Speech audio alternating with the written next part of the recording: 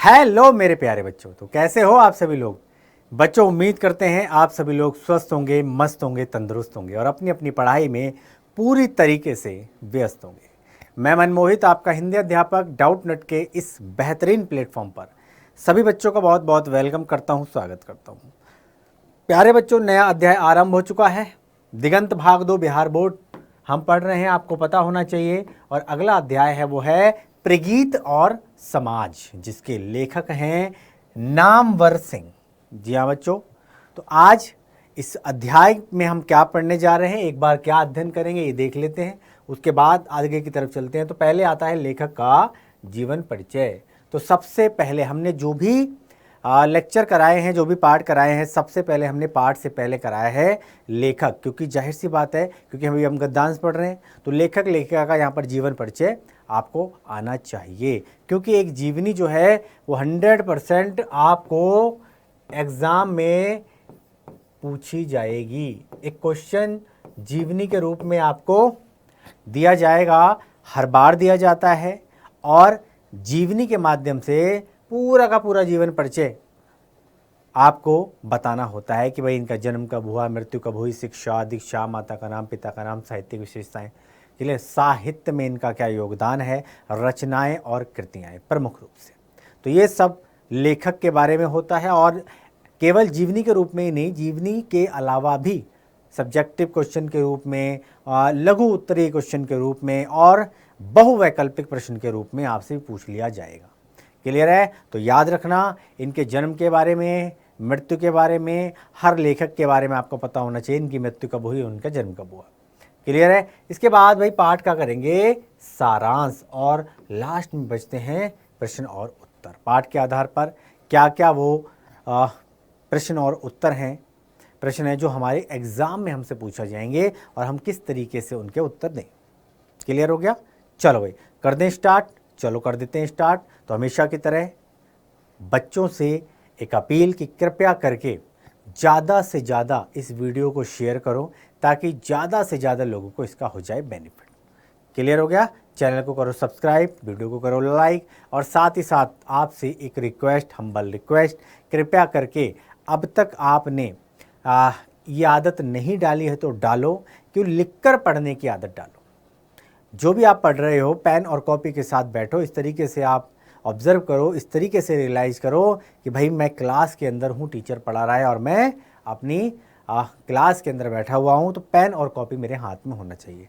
Pen copy हाथ में होना से क्या होगा कि आपको कब कौन सी चीज़ समझ में आ जाए, और अभी समझ में आएगी, थोड़ी देर के बाद आप भूल जाओगे। तो अगर आप उसको आप नोट कर लोगे तो होगा क्या, वो हमेशा के लिए आपके नोट्स कहलाएंगे। शॉर्ट नोट आपके तैयार हो जाएंगे। छोटे छोटे नोट्स परीक्षा में बड़े काम आते हैं। आपको कहीं आने की जाने की ज़रूरत नहीं है, आपको कहीं इधर उधर देखने की आवश्यकता नहीं है। क्लियर हो गया? तो ये शॉर्ट नोट आपके परीक्षा में बड़े काम आते हैं। लिखने से लिखावट सुंदर होती है, लिखने से क्या होता है, लिखने से आपकी स्पीड बनती है। क्लियर हो गया? इस स्पीड के अभाव में अक्सर बच्चे 2-3 क्वेश्चन एग्ज़ाम में छोड़ दिया करते हैं। क्लियर हो गया? और अगर आप 2 सवाल भी, अगर एक सवाल भी अगर छूट जाते हो तो 95+ नंबर लाने का जो सपना है वो आपका टूट जाता है। क्लियर हो गया? क्योंकि सभी प्रश्नों के हल आपको करने अति आवश्यक है, ठीक ठीक करने आवश्यक है। क्लियर? आज अगर आपको इस समस्या से आपको निजात नहीं मिली तो भाई आगे चल के बड़ी परेशानी होगी, क्योंकि कंपटीशन देना है आपको, बड़ी क्लास के अंदर जाना है जहां आपको बहुत भर भर के लिखना होता है। तो आज अभी इस समस्या से निजात पाओ, ताकि आगे चल के भविष्य में कभी भी कम से कम स्पीड के अभाव में क्वेश्चन तो कम से कम ना छूटे। क्लियर? चलो आगे बढ़ें। चलिए भाई आगे बढ़ते हैं और जीवन परिचय से करते हैं शुरुआत। चलो, तो हिंदी आलोचना के शिखर पुरुष नामवर सिंह का जन्म 28 जुलाई सन 1927 को जीएनपुर वाराणसी उत्तर प्रदेश में हुआ था। सबसे पहले क्या थे, ये आलोचना के शिखर पुरुष कहलाए जाते हैं। इनको आलोचना का शिखर पुरुष कहते हैं क्योंकि आलोचनात्मकता में इन्होंने क्या है, बहुत ही सिद्धहस्त थे और ये बहुत ही गुणी व्यक्ति थे। आलोचना बहुत ज़बरदस्त तरीके से किया करते थे। तो ये 28 जुलाई 1927 को जीएनपुर वाराणसी उत्तर प्रदेश में पैदा हुए। ये सन याद रखो, 28 जुलाई 1927। पूछा जाएगा कि लेखक का जन्म कब हुआ, नामवर सिंह जी का जन्म कब हुआ, तो आपने बता देना है 1927। क्लियर हो गया? कहाँ हुआ? वाराणसी उत्तर प्रदेश। क्लियर हो गया? इनकी माता का नाम था वागेश्वरी देवी। माता का नाम आएगा क्वेश्चन के रूप में तो बता देना वागेश्वरी देवी। नामवर सिंह के पिता का नाम, तो पिता का नाम नागर सिंह। माता का नाम वागेश्वरी देवी, पिता का नाम नागर सिंह। जो एक शिक्षक थे इनके पिता, और इनकी प्राथमिक शिक्षा आवाजापुर एवं कमलापुर उत्तर प्रदेश के गांव में हुई। और वहीं इन्होंने हाई स्कूल, हिवेट क्षत्रिय स्कूल बनारस और इंटर उदय प्रताप कॉलेज बनारस से इन्होंने की। क्लियर हो गया? इसके बाद भाई बनारस हिंदू यूनिवर्सिटी BHU के नाम से जाना जाता है। BHU से क्रमशः इन्होंने 1949 में और 51 में इन्होंने BA और MA किया। 1949 में BA और 51 में इन्होंने MA। और साथ ही BHU से ही सन 1956 में पृथ्वीराज रासो की भाषा विषय पर PhD की उपाधि इन्होंने प्राप्त की। वहीं BHU से इन्होंने क्या, पृथ्वीराज रासो की भाषा विषय पर इन्होंने PhD करी।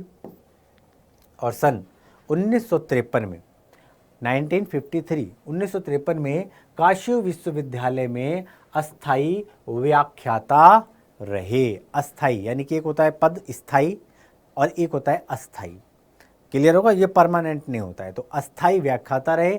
और सन 1959 से 60 में सागर विश्वविद्यालय में असिस्टेंट प्रोफेसर के रूप में इन्होंने कार्य किया। सागर विश्वविद्यालय में ये असिस्टेंट प्रोफेसर के रूप में इन्होंने काम किया। और इसके बाद 1960 से 65 तक बनारस में रहकर स्वतंत्र लेखन किया। इसके बाद इन्होंने स्वतंत्र लेखन के क्षेत्र में अपने आप को स्थापित करने का प्रयत्न किया। स्वतंत्र लेखन, आपने बहुत सारे लेखकों को देखा होगा, सुना होगा, पढ़ा होगा।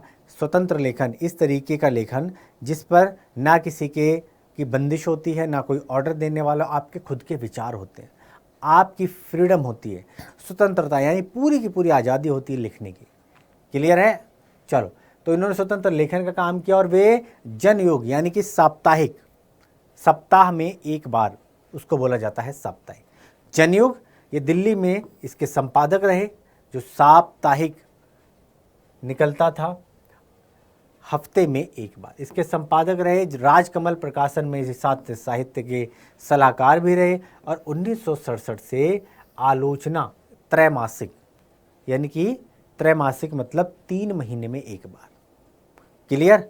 ये त्रैमासिक के संपादन का कार्यभार इन्होंने संभाला। तो आलोचना ये क्या थी? त्रैमासिक पत्रिका, इसके संपादक इन्होंने कार्यभार संभाला। और 70 में ये जोधपुर विश्वविद्यालय राजस्थान में ही हिंदी विभाग के अध्यक्ष पद पर प्रोफेसर के रूप में नियुक्त किए गए।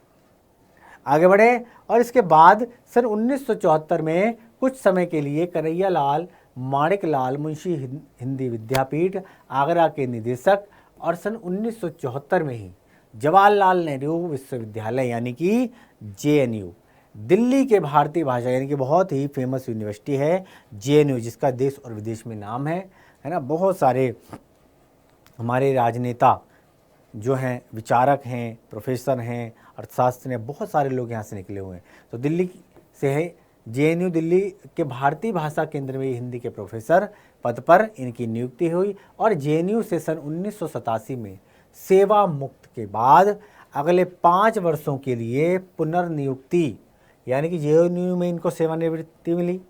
और जब ये रिटायर हो गए तो पुनः सेवानियुक्त हो गए। सेवा से मुक्ति होने के बाद दोबारा ये पुनर्नियुक्ति यानी कि दोबारा से इनकी नियुक्ति हुई।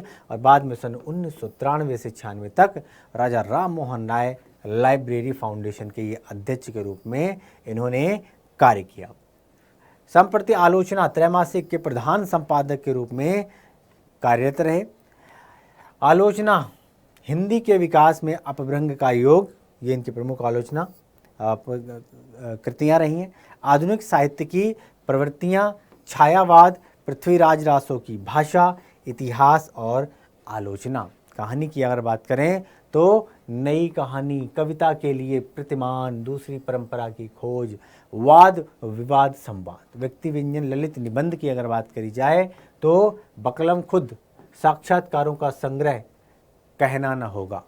क्लियर। भाषा शिल्प की अगर विशेषताओं की बात करी जाए तो भाई नामवर सिंह जी ने साहित्य के अतिरिक्त भी अनेक विषयों का गहन अध्ययन किया था। साहित्य, भाषा शास्त्र, काव्य शास्त्र, पाश्चात्य आलोचना आदि विषय तो इनकी अभिरुचि के अंग है, जिस कारण भाषा पर इनकी मजबूत पकड़ है। अपनी सशक्त भाषा के कारण ही इन्होंने समीक्षा तथा सैद्धांतिक व्याख्या में भी रचनात्मक साहित्य जैसा लालित्य उत्पन्न कर दिया। क्लियर है? आगे बढ़ें। चलो, तो ये क्या है? ये व्यक्ति का जीवन परिचय, यानी कि लेखक का जीवन परिचय, जो एग्ज़ाम के अंदर 100% पूछा जाता है। तो जो भी आप पाठ पढ़ें तो एक आदत बनाएं कि भाई हमारे इस पाठ के लेखक कौन है, लेखिका कौन है, तो उनके बारे में आपको जानना अति आवश्यक है, क्योंकि एग्ज़ाम के अंदर एक जीवनी जरूर आती है। चलो आगे बढ़ें। अब पाठ के सारांश पे चलते हैं। पाठ के सारांश पे चलते हैं कि आखिर ये पाठ किस दिशा में जा रहा है, आपको क्या मैसेज दे रहा है, लेखक ने अपने विचारों को किस तरीके से इस पाठ के माध्यम से व्यक्त करने की कोशिश की। चलो, कविता संबंधी सामाजिक प्रश्न। कविता पर समाज का दबाव तीव्रता से महसूस किया जा रहा है। एक तरीके का प्रेशर कह सकते हो आप। क्लियर है? सामाजिक प्रश्न कि समाज का किस तरीके का ताना बाना होना चाहिए, किस तरीके का लेखन होना चाहिए, तो आप साफ तौर पे देख सकते हो तब कविता पर समाज का दबाव जो है वो तीव्रता से महसूस कर सकते हैं आप। प्रगीत काव्य समाज शास्त्रीय विश्लेषण और सामाजिक व्याख्या के लिए सबसे कठिन चुनौती रखता है। प्रगीत काव्य समाज शास्त्रीय विश्लेषण और सामाजिक व्याख्या के लिए सबसे कठिन चुनौती रखता है, लेकिन प्रगीत धर्मी जो कविताएं हैं सामाजिक यथार्थ की अभिव्यक्ति के लिए पर्याप्त नहीं समझी जाती। प्रगीत धर्मी जो कविताएं हैं ये सामाजिक यथार्थ की जो अभिव्यक्ति है, आज़ादी है, इसके लिए पर्याप्त नहीं समझी जाती हैं। आचार्य रामचंद्र शुक्ल ने भी प्रबंध काव्यों को ही अपना आदर्श माना है। रामचंद्र शुक्ल ने किसको आदर्श माना है? प्रबंध काव्यों को। क्लियर? वे प्रगीत मुक्तकों को अधिक पसंद नहीं करते थे। क्लियर? ये प्रगीत मुक्तकों को अधिक पसंद नहीं करते थे और इसीलिए है ना आख्यानक काव्यों की रचना से संतोष व्यक्त करते थे। क्लियर? मुक्तिबोध की जो कविताएं हैं, नई कविता के अंदर आत्मपरक कविताओं की एक ऐसी प्रबल प्रवृत्ति थी जो या तो समाज निरपेक्ष थी या फिर जिसकी सामाजिक अर्थवत्ता सीमित थी। क्लियर हो गया? असीमित नहीं, केवल सीमित। और इसीलिए व्यापक काव्य सिद्धांत की स्थापना के लिए मुक्तिबोध की कविताओं का समावेश आवश्यक था। लेकिन मुक्तिबोध ने केवल लंबी कविताएं ही नहीं लिखी, उनकी अनेक कविताएं छोटी भी हैं जो कि कम सार्थक नहीं। मुक्तिबोध का समूचा काव्य मूलतः आत्मपूरक है और रचना विन्यास में कहीं वह पूर्णतः नाट्यधर्मी है, कहीं वो नाटकीय एकालाप है और कहीं नाटकीय प्रगीत है और कहीं शुद्ध प्रगीत भी है। आत्मपरकता तथा भावमयता मुक्तिबोध की शक्ति है, इसकी शक्ति मानी जाती है जो उनकी प्रत्येक कविता को गति और ऊर्जा प्रदान करती है, गति देती है, एनर्जी यानी ऊर्जा।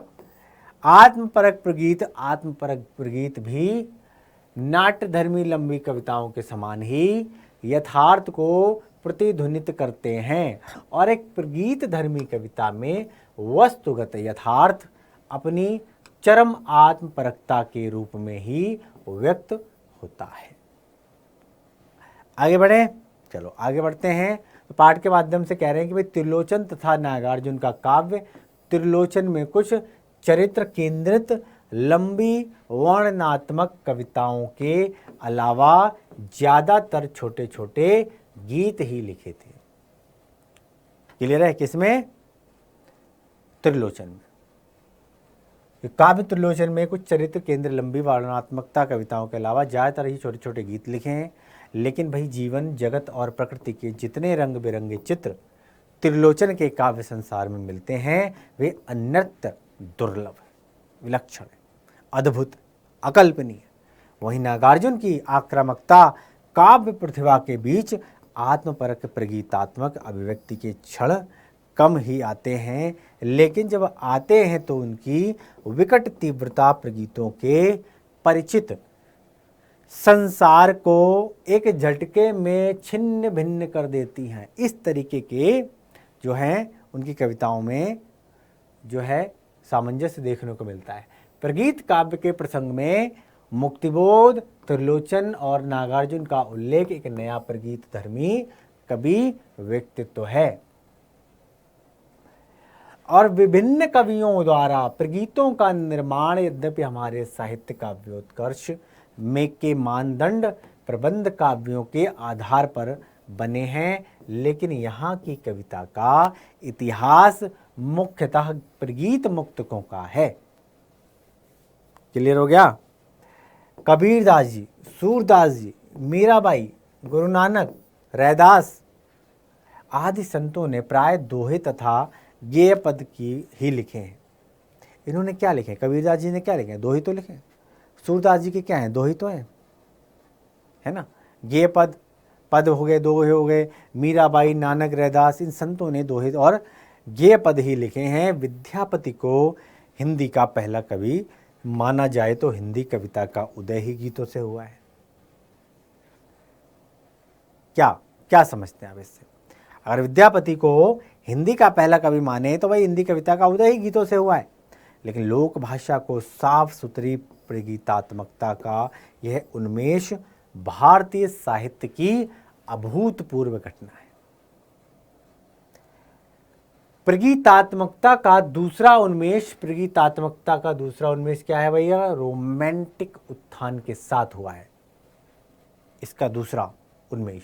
और इस रोमांटिक प्रगीतात्मकता के मूल में एक नया व्यक्तिवाद है, जहां समाज के बहिष्कार के द्वारा ही व्यक्ति अपनी सामाजिकता प्रमाणित करता है। जिसको बहिष्कृत कर दिया जाए, है ना, जिसका बहिष्कार कर दिया जाए, उसकी बात हो रही है यहाँ पे।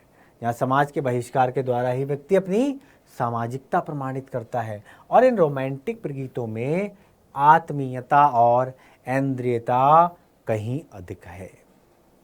और इस दौरान राष्ट्रीयता संबंधी विचारों को काव्य रूप देने वाले मैथिली शरणगुप्त भी हुए हैं। आलोचकों की दृष्टि में सच्चे अर्थों में प्रगीतात्मकता का आरंभ यही है।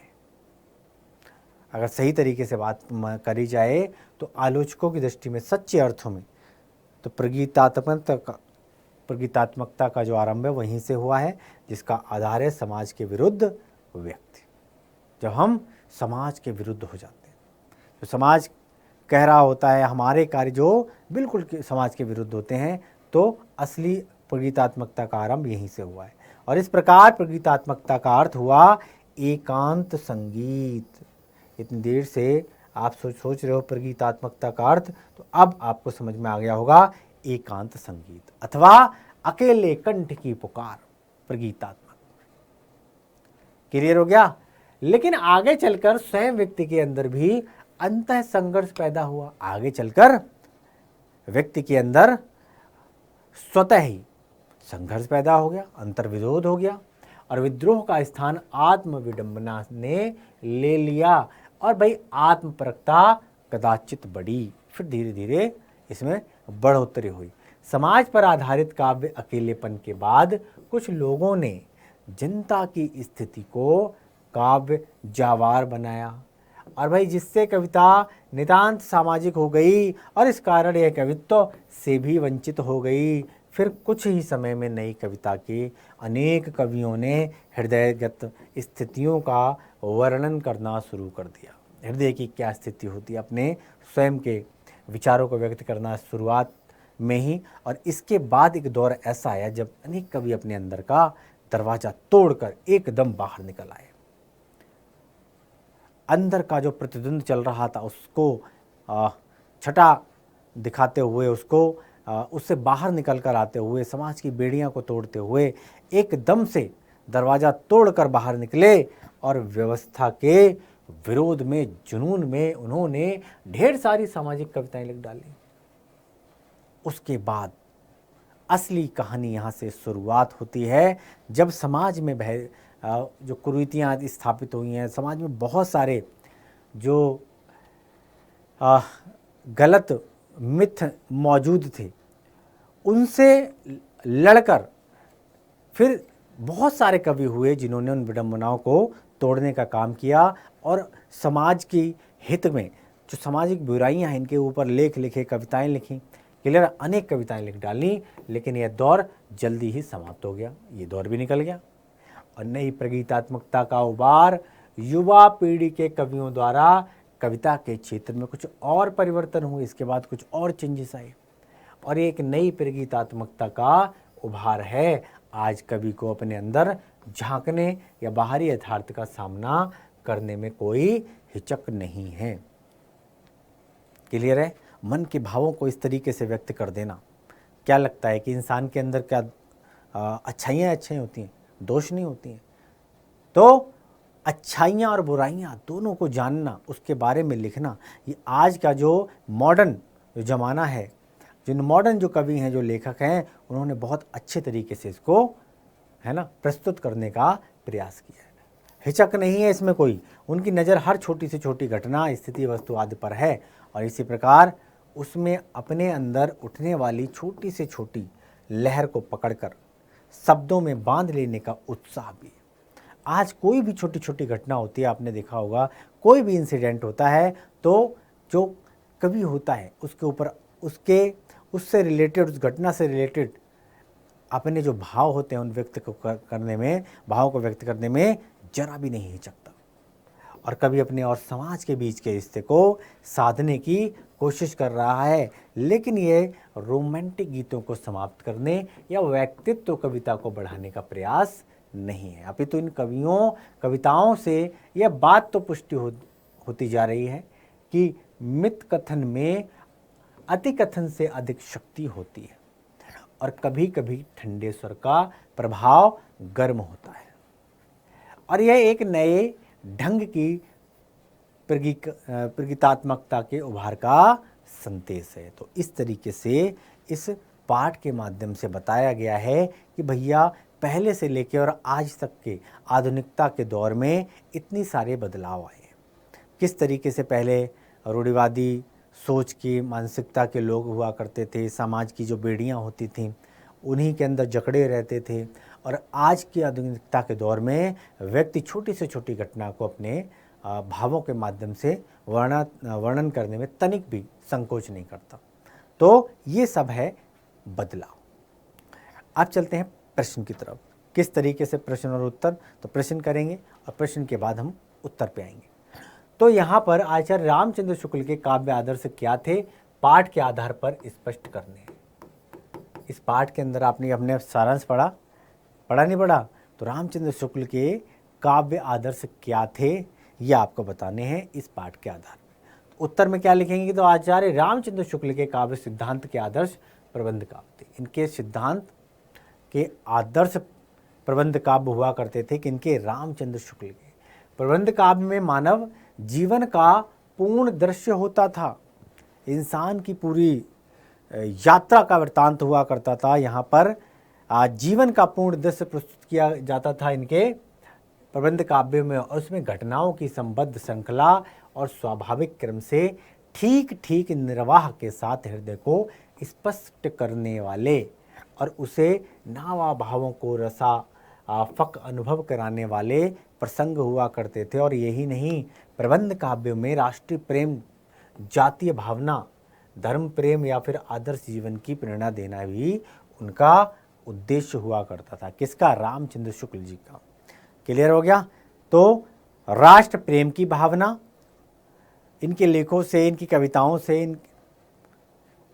सामने वाले के मन में जागृत होना ये कि नेचुरल है, स्वाभाविक है।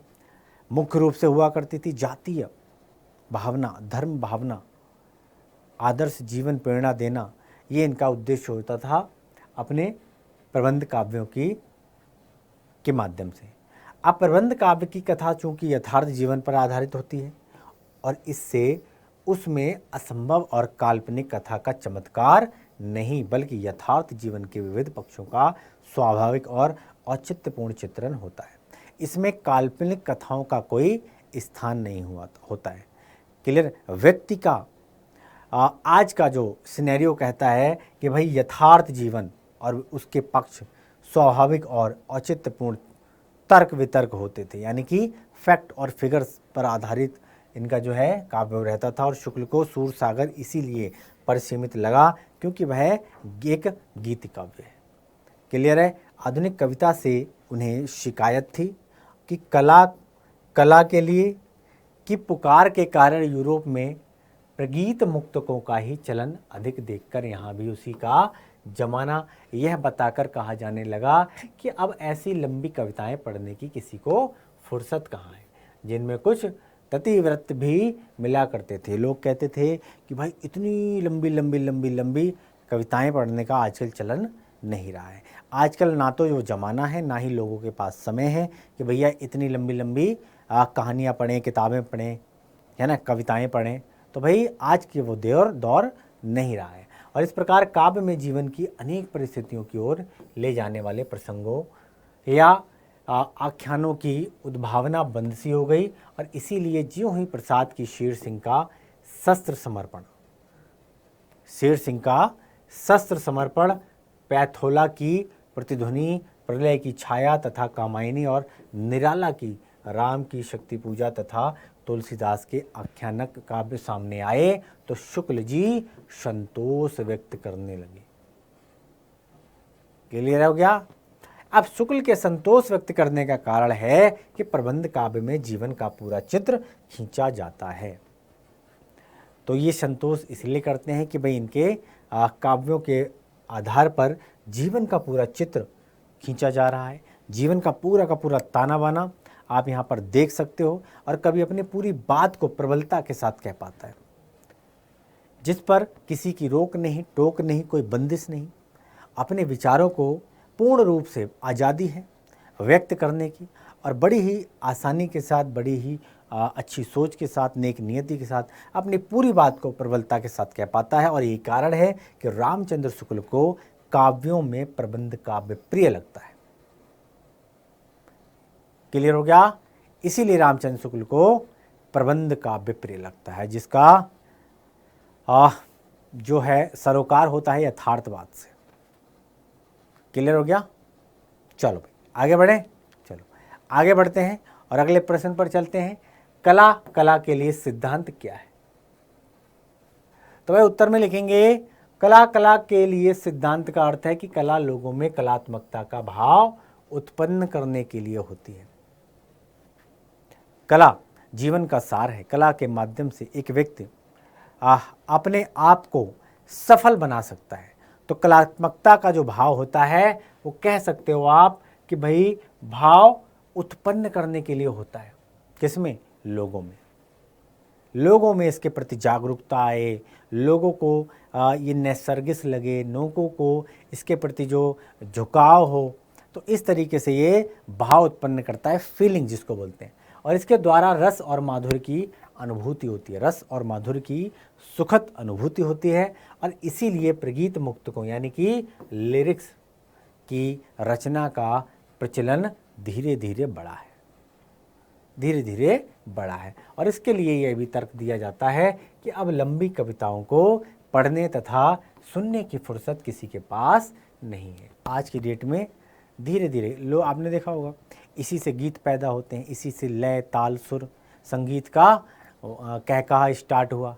तो अब जो है ये आप कह सकते हो कि आप लंबी लंबी कविताएं पढ़ने का, लंबे लंबे लेख पढ़ने का लोगों के पास फुर्सत नहीं। आप कह सकते हो कि भाई समय नहीं, कह सकते हो आप। और ऐसी कविताएं जिसमें कुछ इतिवृत्त भी मिला रहता है उबाऊ होती हैं, ऊब जाता है इंसान। क्या हो जाता है? ऊब जाता है। और विशुद्ध काव्य की सामग्रियां ही कविता का आनंद दे सकती हैं और ये केवल प्रगीत मुक्तकों से ही संभव है, केवल प्रगीत मुक्तकों से संभव है। आगे बढ़ें, चलो आगे बढ़ते हैं, अगले प्रश्न पर चलते हैं। तो प्रगीत को आप किस रूप में परिभाषित करेंगे और इसके बारे में क्या धारणा प्रचलित रही? तो उत्तर में कैसे लिखेंगे? अपनी वैयक्तिकता और आत्मपरकता के कारण लिरिक अथवा प्रगीत काव्य की कोटि में आती है,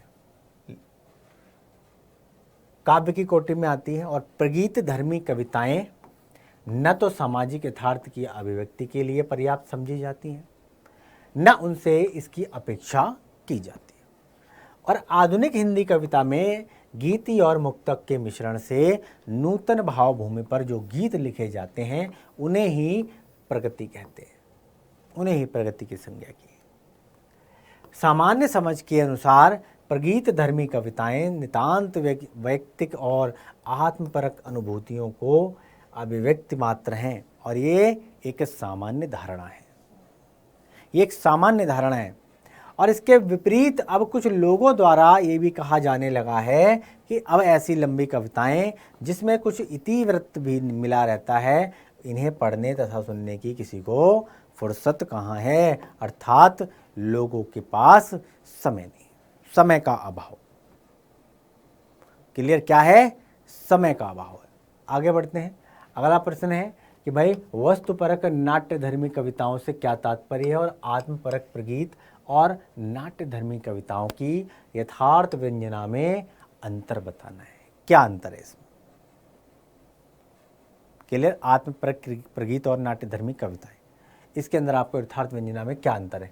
वस्तुपरक नाट्य धर्मी कविताओं में जीवन के समग्र चित्र उपस्थित होते हैं। ध्यान से समझिए, वस्तुपरक नाट्य धर्मी कविताओं में जीवन के समग्र चित्र उपस्थित होते हैं। वस्तुतः मुक्ति बोध की लंबी रचनाएं वस्तुपरक हैं, परंतु आत्मसंघर्ष ज़्यादा मुखरित है। ये कविताएं अपने रचना विन्यास में प्रगीत धर्मी हैं और किसी किसी में तो नाटकीय रूप के बावजूद काव्य भूमि मुख्यतः प्रगीत भूमि है और कहीं नाटकीय एकालाप मिलता है तो कहीं पूर्णतः शुद्ध प्रगीत, जैसे सहर्ष स्वीकारा है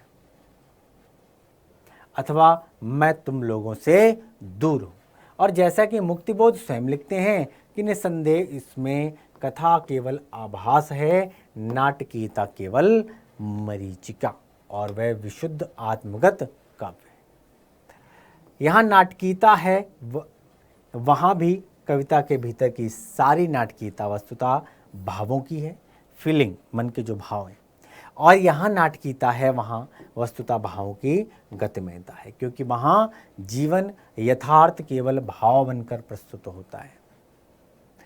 इस प्रकार यह आत्मपरकता अथवा भावमयता किसी कवि की सीमा नहीं है बल्कि शक्ति है। आप कह सकते हो आत्मपरकता और भावमयता किसी कवि की सीमा नहीं बल्कि उसकी शक्ति है, स्ट्रेंथ, जो इसकी प्रत्येक कविता को गति और ऊर्जा प्रदान करती है। कहने की आवश्यकता नहीं है कि भाई ये आत्मपरक प्रगीत भी नाट्य धर्मी लंबी कविताओं के सदृश से ही यथार्थ को प्रतिध्वनित करते हैं। अंतर सिर्फ इतना है कि यहाँ वस्तुगत यथार्थ को अंतर जगत उस मात्रा में घुला लेता है जितनी उस यथार्थ की इंद्रिय उबुद्धता के लिए आवश्यक है। और इस प्रकार एक प्रगीत धर्मी कविता में वस्तुगत यथार्थ अपनी चरम आत्मपरकता के रूप में ही व्यक्त होता है। मुक्तिबोध की आत्मपरक छोटी कविताओं में निहित सामाजिक सार्थकता का बोध स्वभावतः होता है, छोटी कविताओं में, क्योंकि बड़ी कविताओं का चलन है ना, क्योंकि लोगों के पास समय नहीं है। कह रहे? चलो भाई आगे बढ़े, अगले प्रश्न पर चलते हैं। और अगला प्रश्न कहता है कि भाई हिंदी कविता के इतिहास में प्रगीतों का क्या स्थान है और सोदाहरण स्पष्ट करना है। आपने उदाहरण के द्वारा स्पष्ट करना है। क्लियर है कि हिंदी कविता के इतिहास में प्रगीतों का क्या स्थान है? तो उत्तर में लिखेंगे प्रगीत वे कविताएं हैं जिन्हें अक्सर माना जाता है कि कविताएं सीधे सीधे सामाजिक न होकर अपनी वैयक्तिकता और आत्मपरकता के कारण लिरिक अथवा प्रगीत काव्य की कोटि में आती हैं। ऐसा माना जाता है। क्लियर हो गया।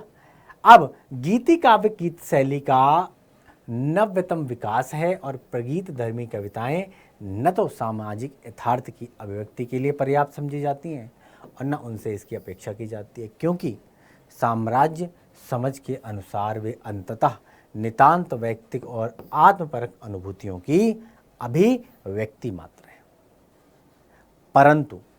परंतु छायावादी काल में प्रसाद की शेर सिंह का शस्त्र समर्पण, पैथोला की प्रतिध्वनि, प्रलय की छाया तथा कामायनी और निराला की राम की शक्ति पूजा, तुलसीदास जैसे आख्यानक काव्य इस मिथक को तोड़ते हुए प्रगीतों की अलग कोटि विकसित करते हैं। और आगे मुक्तिबोध, नागार्जुन, शमशेर बहादुर सिंह के प्रगीत महत्वपूर्ण स्थान रखते हैं और मुक्तिबोध के यहाँ प्रगीत वस्तुपरक नाट्य धर्मी कविताओं के रूप में है, जो कि आत्मपरक है, आत्मसंघर्ष से उपजी हैं, जिनमें सामाजिक भी निहित हैं। और ये नई कविता के अंदर आत्मपरक कविताओं की ऐसी प्रबल प्रवृत्ति थी जो या तो समाज निरपेक्ष थी और या फिर जिसकी सामाजिक अर्थवत्ता सीमित थी, परंतु इनमें जीवन यथार्थ भाव बनकर प्रस्तुत होता है।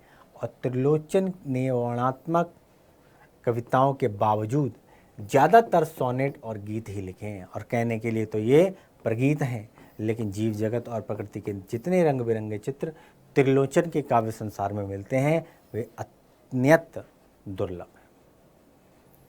प्रगीतों में मित कथक में अतिकथन से अधिक शक्ति होती है और अतः प्रगीत का इतिहास समकालीन कवियों का इतिहास आप कह सकते हो।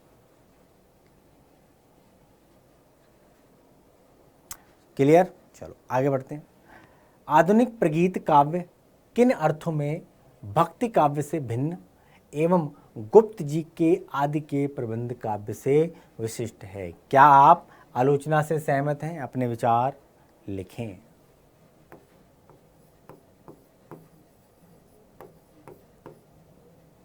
अपने विचार लिखें। आधुनिक प्रगीत काव्य किन अर्थों में भक्ति काव्य से भिन्न है?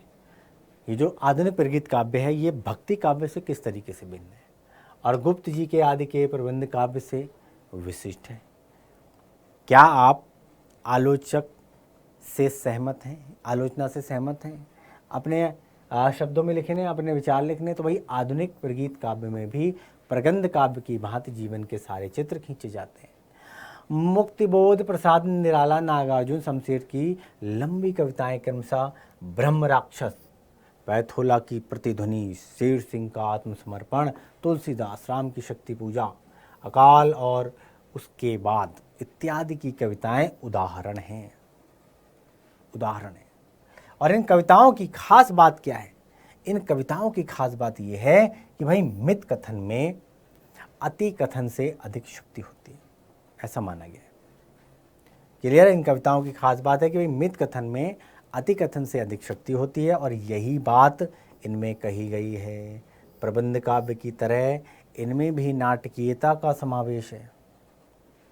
प्रबंध काव्य की तरह इनमें भी नाटकीयता का समावेश है और साथ ही सामाजिक संघर्ष के बदले आत्मसंघर्ष मुखरित है। परंतु निराला की कविता राम की शक्ति पूजा, तुलसीदास में सामाजिक संघर्ष के साथ आत्मसंघर्ष का मिश्रित रूप दिखाया गया है।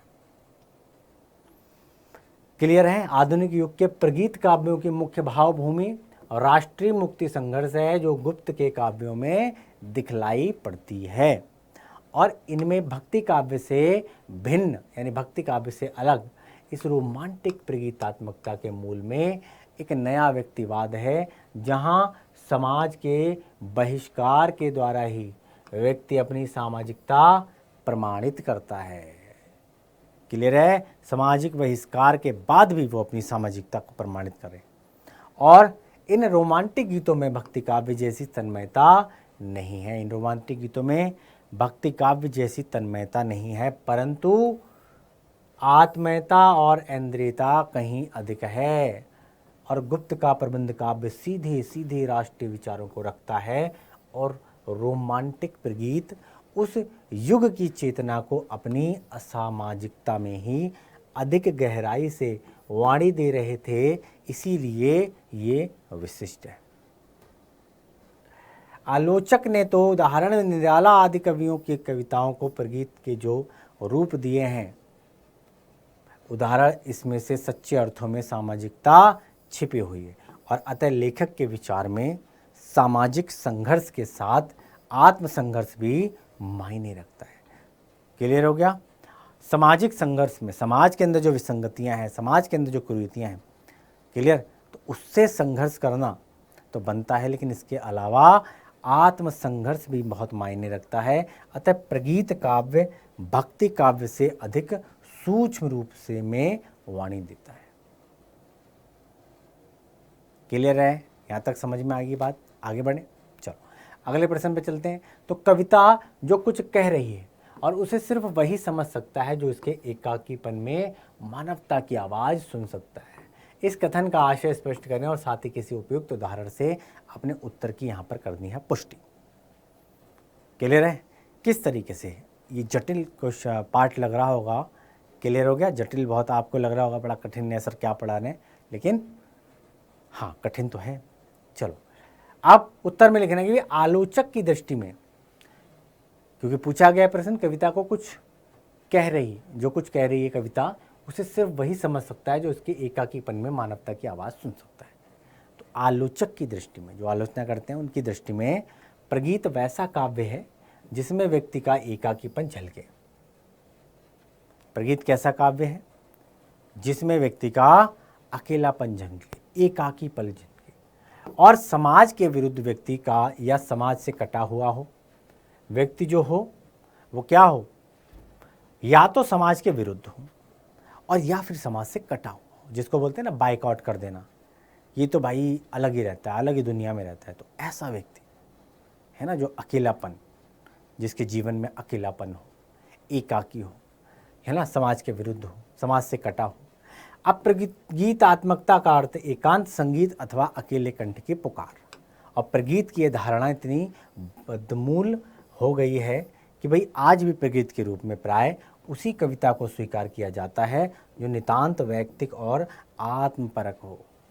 इसीलिए एकाकीपन बहुत जरूरी है, एकांत बहुत जरूरी है, क्लियर, अकेलेपन बहुत जरूरी है। परंतु थियोडोर एडोनो ने कहा है कि भाई व्यक्ति अकेला है, यह ठीक है, परंतु उसका आत्मसंघर्ष अकेला नहीं है।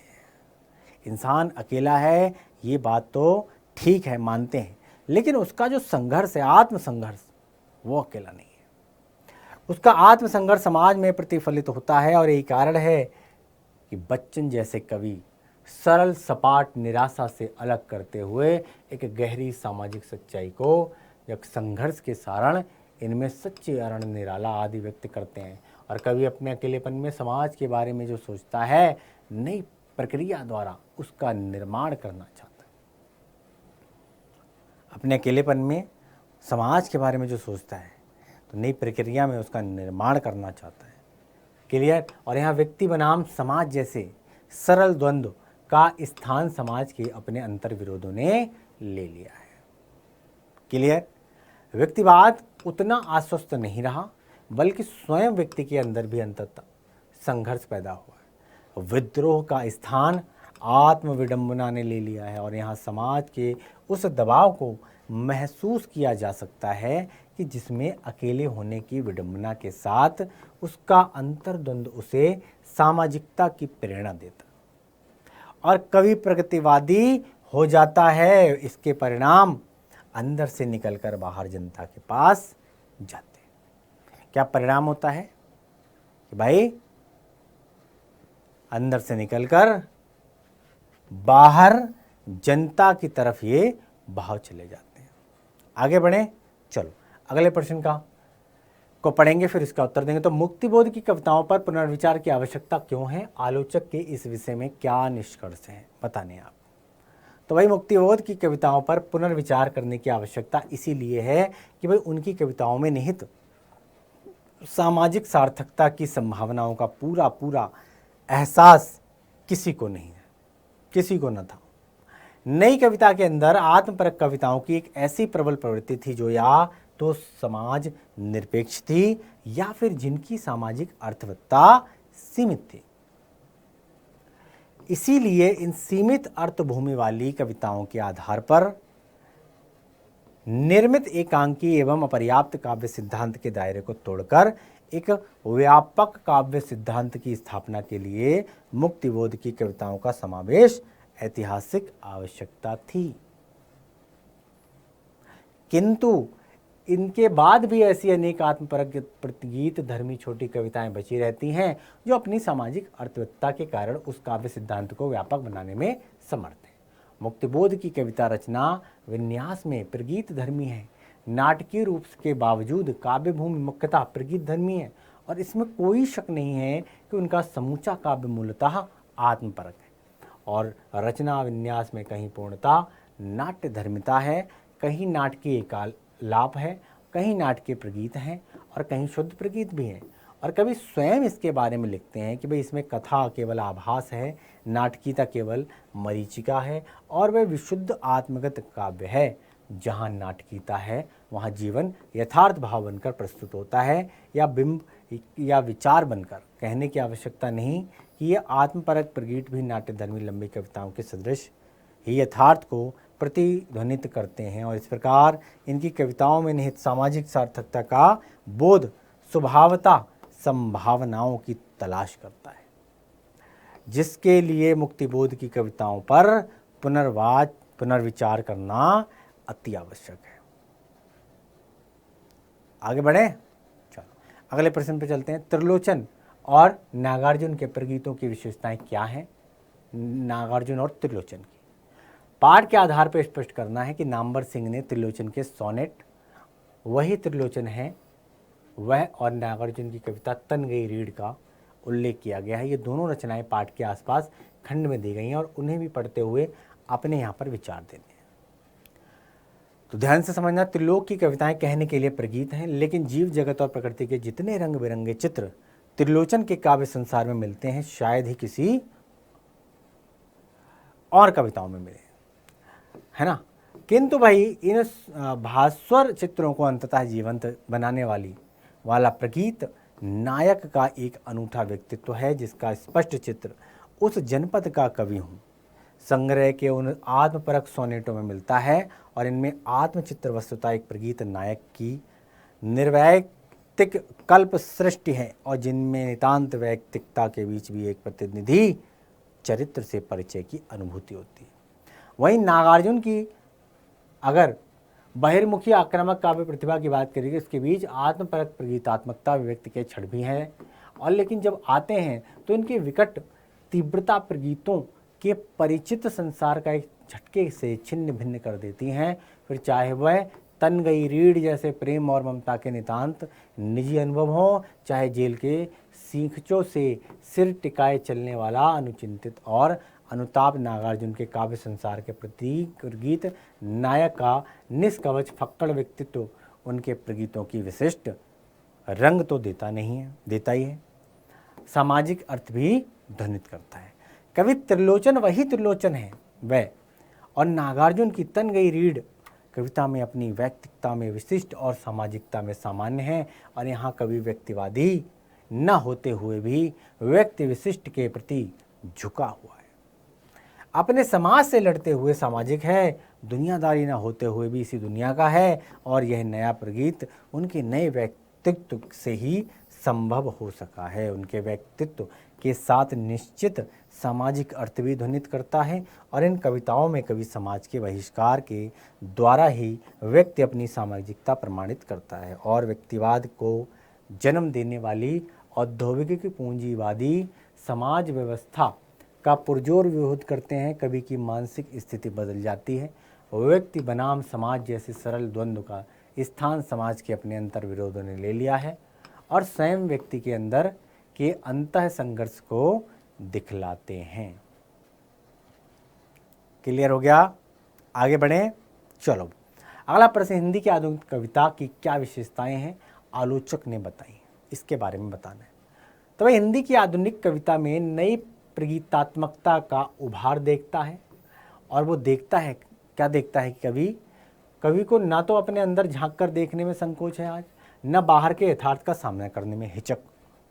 अंदर न तो किसी असंदिग्ध विश्व दृष्टि का मजबूत खूंटा गाड़ने की जिद है और न बाहर की व्यवस्था को एक विराट पहाड़ के रूप में आंकने की हवस। बाहर छोटी से छोटी घटना, स्थिति वस्तु आदि पर नजर है और कोशिश है कि उसे अर्थ देने की, और इसी प्रकार बाहर की प्रतिक्रिया स्वरूप अंदर उठने वाली छोटी से छोटी लहर को भी पकड़कर उसे शब्दों में बांध लेने का उत्साह है, खुशी है, जुनून है। एक नए स्तर पर कवि व्यक्तित्व अपने और समाज के बीच के रिश्ते को साधने की यहाँ पर पुरजोर कोशिश कर रहा है, और इस प्रक्रिया में जो व्यक्तित्व बनता दिखाई दे रहा है वह निश्चय ही नए ढंग की प्रगीतात्मकता के उभार का यहाँ पर संकेत दे रहा है। क्लियर? चलो भाई, तो क्या करा हमने आज लेखक का जीवन परिचय पढ़ा, इसके बाद पाठ का सारांश पढ़ा और पाठ के आधार पर कुछ प्रश्न और उत्तर। हालांकि पाठ जो था वो थोड़ा सा डिफ़िकल्ट है, लेकिन हमने पूरे ओवरऑल जो पाठ के मुख्य पृष्ठों पर नज़र डाली, और इसी के साथ भाई आज का ये लेक्चर वो यहाँ पर समाप्त करते हैं। मिलते हैं भाई अगले लेक्चर में एक नई एनर्जी के साथ, एक नए अध्याय के साथ। तब तक मुझे दो इजाज़त, और आप बने रहो डाउटनेट के साथ। नमस्कार, जय हिंद।